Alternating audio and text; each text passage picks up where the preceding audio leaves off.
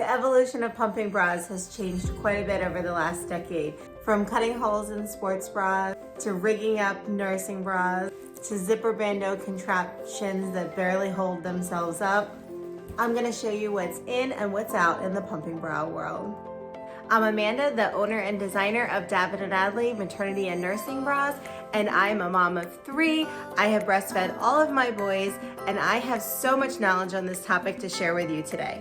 For years, moms were told that this is the bra that you pump in, and it might seem great. You just zip it on when it's time to pump, but the flanges fall right out.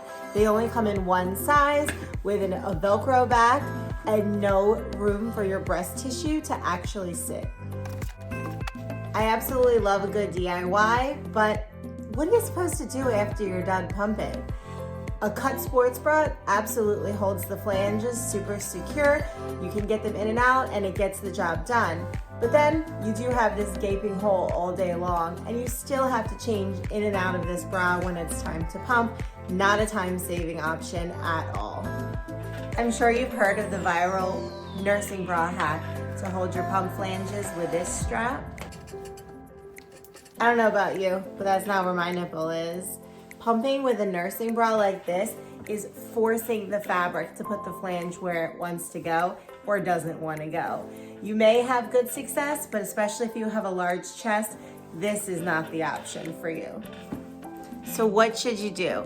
If you're new to pumping bras, let me show you the newest options for you. There are 3 main types of pumping bras. Your pumping bra where it's a clip down and accesses a hole underneath. The pumping bra with slits that access through to the outside.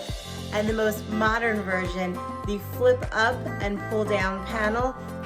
A lot of styles on the market have a clip down panel like this one, where you insert your flange on the under layer, and then to give it support so the flange doesn't slide out of place, you clip it back up.